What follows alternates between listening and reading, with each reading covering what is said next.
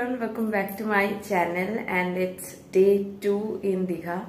তো হানিমুন ট্রিপের ডে 2 আর আজকে ইচ্ছা আছে দেখছি সকাল সকাল একটুখানি ঘুরতে বেরোবো, সাইট সিইং করতে। বেসিক্যালি যেরকম প্যাকেজ ট্রিপস থাকে মন্দারমণি, শঙ্করপুর, তাজপুর এসব জায়গা ঘুরতে নিয়ে যায়।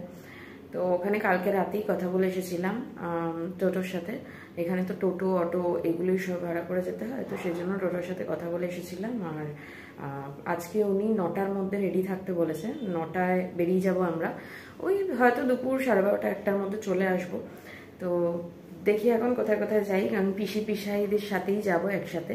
আমরা তো নিউ দীঘায় স্টে করছি, তো আমরা এখান থেকে সোজা চলে যাব এখন রেডি হয়ে ওল্ড দীঘা। ওল্ড দীঘায় পিসাইরা একবারে মিট করবে আর ওখান থেকে উঠে বেরিয়ে যাব। তো তাড়াতাড়ি আর বেশি দেরি করবো না, এখন তাড়াতাড়ি একটু ফ্রেশ ট্রেশ হয়ে নিই। ঘুম থেকে উঠলাম ওই 7:30 মতন বাজে। একটু ফ্রেশ হই, একটু তাড়াতাড়ি ড্রেস ফ্রেস চেঞ্জ করি, আউটফিট পরে নিই, তারপর বেরিয়ে যাব। তো এই হচ্ছে আমার আউটফিট। এটা একটা ড্রেস, আর খুব কমফোর্টেবল ড্রেস, খুব সফট। এটাও আমি ওই কসমো বাজার থেকেই কিনেছি। হায় ভগবান, আমি ট্যাগটাও কাটিনি। বাই দ্য ওয়ে, শুধু আমি এই ড্রেসটা পরছি, আর শ্রেয়ানের জন্য এই ড্রেসটা এনেছি, এই কম্বোটা। ওর এটা আমার সাথে ম্যাচ করেই আমি ইচ্ছে করে কিনেছিলাম। তো ওর এই বারমুডাটা আর তার সাথে এই শার্টটা। এবার ও যদি বলে যে শার্টের নিচেও এইটা পরে শার্টটাকে ওপেন নেবে, তাহলে এটা পরবে, আদারওয়াইজ এটা পরবে না। সব বের করে রেখেছি। ও গেছে বাথরুমে, ও আসুক, এসে তারপরে ডিসাইড করুক কি করবে না করবে। আপাতত আমি চেঞ্জ করে একটু সাজগোজ করে নিই। তো আমি লেন্স পরে নিয়েছি। লেন্স পরতে বেশিক্ষণ আজকে টাইম লাগেনি, 2 মিনিটের মধ্যে পরে নিয়েছি। আমি তাও আমার চশমাটা ক্যারি করছি, কারণ বলা যায় না সমুদ্রের পার তো চোখ খুব তাড়াতাড়ি ড্রাই হয়ে যায়, লেন্স খুলেও চলে আসতে পারে। তো ফর সেফটি আমি চশমাটা ব্যাগে করে ক্যারি করছি। তো আমি বেশি কিছু মেকআপ করিনি, যেহেতু সকাল সকাল বেরোচ্ছিলাম। একটু সানস্ক্রিন, ময়শ্চারাইজার আর কনসিলার অ্যাপ্লাই করে নিয়েছিলাম। তো দুজনে রেডি হয়ে গেছি, এখন সকাল সকাল বেরিয়ে যাব। চলে এসো, তোমার লুকটাও দেখিয়ে দিই। তো এটা পড়েছে আমার সাথে ম্যাচিং। তো এই আমাদের ফুল লুক দুজনের। তারপরে আমরা বেরিয়ে ব্রেকফাস্টে আগে কচুরি খেয়ে নিলাম। তো এখন দুজনে আপাতত টোটোয় উঠে গেছি। নিউ দীঘা থেকে আমরা যাচ্ছি এখন ওল্ড দীঘা। সিওয়াকের গলিটার মুখে নামবো, তারপর ওখান থেকে এসে আমাদের ঠিকই বলেছিস।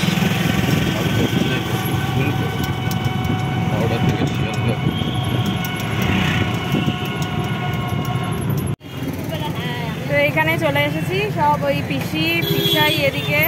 আমরা দাঁড়িয়ে ওয়েট করছি টোটোর জন্য। টোটো এলে তারপর টোটোয় করে বেরোবো। হোটেলটা খুব ঠান্ডা, শোনো অতটাও কাছে পরের বার তোরা চিন্তা করতে হবে। পরের বার আমি টোটালি নিউ দিই।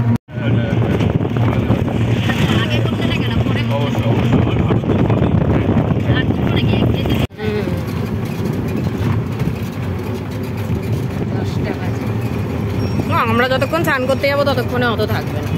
সকালে খুব ঢেউ ছিল, সকালে থাকে তো। আমি তো ওইটাই তো ধুয়ে রেখে এসেছি জামা। তো সবার প্রথমে আমরা চলে গেছিলাম মন্দারমণি বিচে। মন্দারমণি বিচের পিছনের রাস্তাটা দিয়ে আমাদের নিয়ে গেছিল। তো আমরা এখানে মন্দারমণিতে ঢুকে গেছি, ওই 10টা মতন বাজে।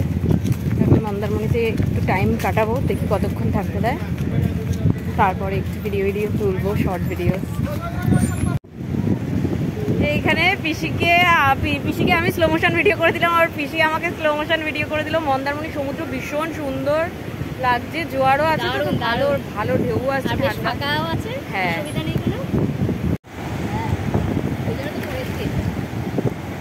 আমারটা তো শুকিয়েও যাবে বিজলি।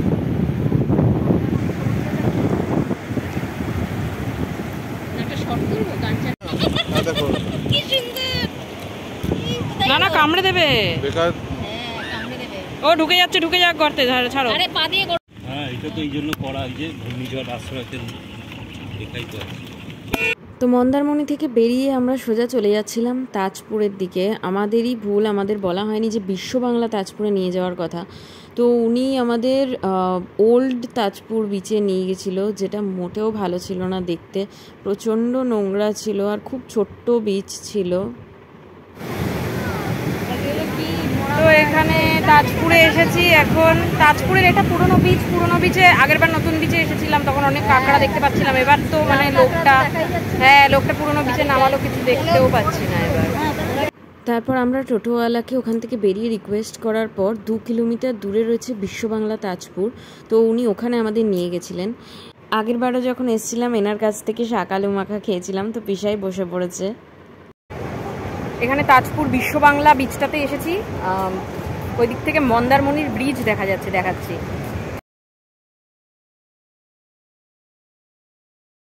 আর এখানে লাল কাঁকড়া ভর্তি, দেখো এখানে সব গর্ত করা আছে কাঁকড়াদের। এই দেখো আমি একটা কাঁকড়ার দেখা পেলাম, তো একদম চুপচাপ দাঁড়িয়ে আমি ওর ভিডিও তুলে নিলাম, না হলে তো ওরা পালিয়ে যায়। এখানে যে বড় বড় গর্তগুলো দেখতে পাচ্ছ, এই সব কটাতেই একদম বড় লাল যে কাঁকড়াগুলো হয় আর কি, সেই কাঁকড়াগুলো থাকে। আমি যতটা পেরেছি চেষ্টা করেছি যে লাল রঙের ওই যে ওপরে উঠে আছে, দেখো সব বড় বড় কাঁকড়াগুলো এখানে।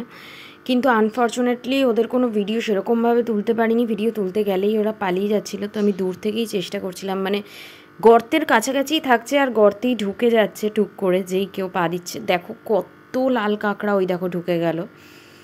তো এখানে একটা এই যে ছোট্ট এরকম একটা লাল কাঁকড়া দেখা পেয়েছি। তো এখানে পিসিকে বললাম যে দোল তো খেলা হয়নি, কিন্তু এখানে হোলির সময় এসেছি আর আবির নিয়ে এসেছি যখন, তখন চল একটু লাগাই আবির।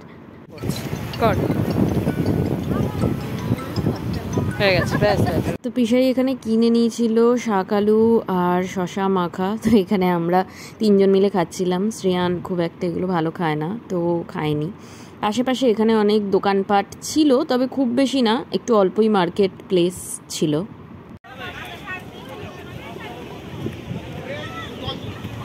সবার আগে হ্যাঁ, এখন পিসি আমরা 4 জন সব এসি শঙ্করপুরই লাস্ট ঘুরবো, তারপরে ওই ন্যাকালী মন্দির আছে, ওটায় হয়তো নিয়ে যাবে। তারপর ওখান থেকে বাড়ি গিয়ে তারপরে খেয়ে দিয়ে স্নান করতে বেরোবো, মানে ওই আর কি হোটেল। তারপর শঙ্করপুর হয়ে আমরা চলে এসেছিলাম নারাকালী মাতার মন্দিরে। এই মন্দিরে যেহেতু শনিবার, তো শনিবার বলে ভীষণ ভিড় ছিল। আর প্রত্যেক বছর দোলের সময় খুব সুন্দর করে মন্দিরটা সাজায়, আর চারপাশে মেলা অনেক কিছু বসে। দেখো কত সুন্দর করে মন্দিরটা সাজিয়েছে, আর মন্দিরেও আরও নতুন কাজ হচ্ছে, আমরা আগেরবার যা দেখে গেছিলাম।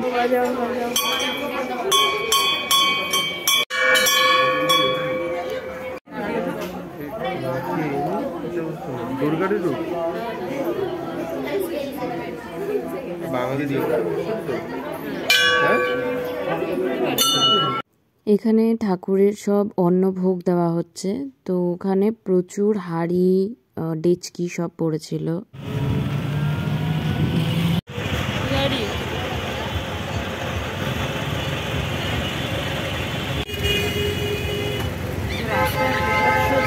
এখন 1:14, 1:15 মতন বাজে। পিসিরা চলে গেল, পিসাই গেস্ট হাউসে নেমে গেল।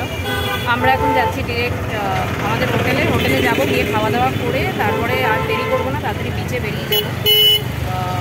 কারণ বেশি দেরি করলে আপনি মানে বিকেলের মধ্যে চলে এলে একটুখানি বসে রেস্ট নিয়ে চেঞ্জ করে আবার তারপরে ঘুরতে যেতে পারবো ওল্ড দীঘায়, বিশ্ববাংলা গেট। তো হোটেলে চলেও এসেছি এখন। আবার কীরকম লাগছে দেখতে, পুরো ট্যান পড়ে গেছে মনে হচ্ছে। যাই হোক, এখন একটু বসি, একটু রেস্ট নিই, মাত্র একটু ঢুকলাম। আর হোটেলেই আজকে খেয়ে নেবো, হোটেলেরই নিজস্ব রেস্টুরেন্ট আছে, তো ওখানে হালকা কিছুই খাবো। দুপুরবেলাটা বেশি হেভি কিছু ভালো লাগে না, কারণ প্রচণ্ড রোদ, প্রচণ্ড গরমও। তো সেই জন্য আমার জন্য বলেছি ডিমের থালি, আর শ্রেয়ান বলেছে কাতলা মাছের থালি। তো দেখি একটু বসে খোঁজখবর নেবো যে ওনাদের কতদূর কী প্রিপারেশন হয়েছে, রেডি হয়েছে কিনা। কারণ খেয়ে দিয়ে বেশি দেরি করা যাবে না, খেয়ে দিয়ে বিচে যাবো, একটু স্নান তো করবোই। এসছি দীঘাতে এখনও পর্যন্ত মানে স্নানই করিনি, আর কালকের দিনটাই রয়েছি শুধু। তো সেই জন্য দেখি কখন কী হয়। তো এখানে আমরা খেতে বসেছি, কী খাবার নিয়েছি দেখে দিচ্ছি।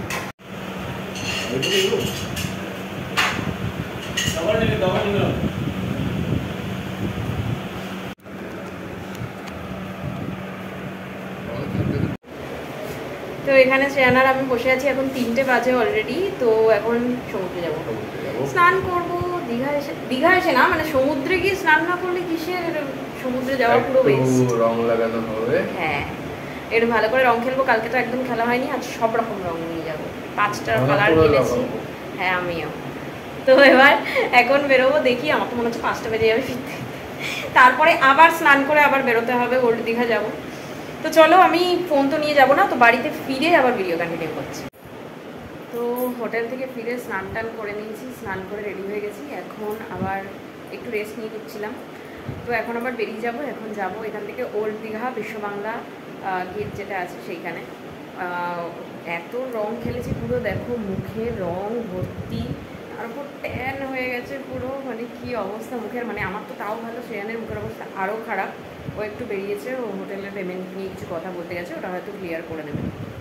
তো ও এলে তারপরে আমরা বেরিয়ে যাবো, পিসাই ওখানেই আছে, বিশ্ববাংলা গেটের ওখানেই আছে, আমরা যাব, মিট করব, তারপর দেখি আরও মার্কেট এক্সপ্লোর করতে পারি কিনা। তো চলো দেখা যাক। আসতে চায় তো উনি এখানেই এনেছে, একদম রাইট জায়গায় এনেছে। তো আমরা ওল্ড দীঘা বিশ্ববাংলা গেটে চলে এসেছি, আর এত সুন্দর হাওয়া দিচ্ছে, সমুদ্রে ঢেউ উঠছে, একদম ওপর অবধি চলে এসেছে, বোল্ডার অবধি। আর কালকের তুলনায় আজকে মানুষ অনেকটাই কম, বেরিয়েও গেছে অনেকে।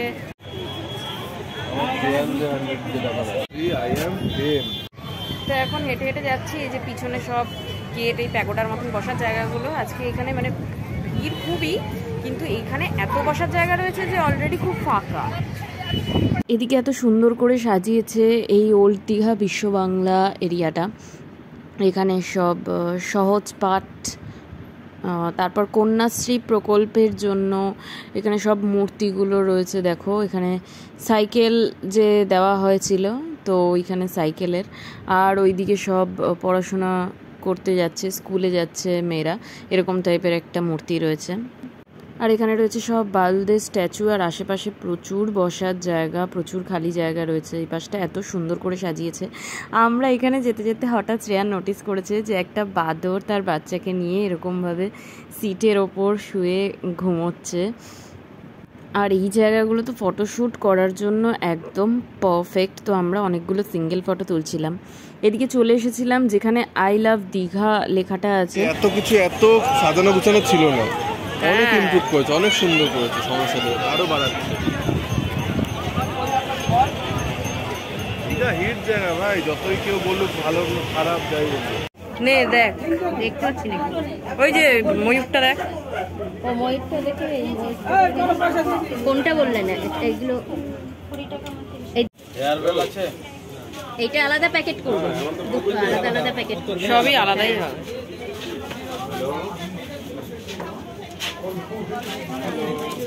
পেঁচা কিছু আছে, পেঁচা এই তো এইরকম না, পেঁচা বড়োর মধ্যে হলে ভালো। তো আমি আর পিসি চলে গেছিলাম মার্কেটিং করতে। মার্কেটিং করে ঘুরে ফিরে এসে পিসিকে বললাম যে ঠিক আছে তোরা বেরিয়ে যা, রাতও হয়ে যাচ্ছে, 9টা বেজে যাচ্ছে। আর শ্রেয়ান এখানে বসেছিল, বসে কিছু নিজের অফিসিয়াল কাজ করছিল। তো ওর সাথে এসে সমুদ্রের পাড়ে একটু বসে নিলাম, কারণ কালকেই চলে যাব, তো আজকের টাইমটাই রয়েছে শুধু একসাথে একটু বসার সমুদ্রের পাড়ে। তো এনজয় করছিলাম ভিউটা। তো বিচ থেকে বেরিয়ে শ্রেয়ান আর আমি চলে এসেছিলাম ওই 9টা নাগাদ জাহাজবাড়ির কাছেই হাজি বিরিয়ানি দোকানটাতে। প্রচুর ভিড় ছিল। হাজি বিরিয়ানিতে এসে বিরিয়ানি অর্ডার করে দিয়েছি, আর অনেকটা ভিড় আছে। খেয়ে দিয়ে তারপরে হোটেলে যাবো, গিয়ে তারপরে আছে, কারণ কালকে বেরোনো আছে, তো লাগেজ গোছানোর ব্যাপার আছে।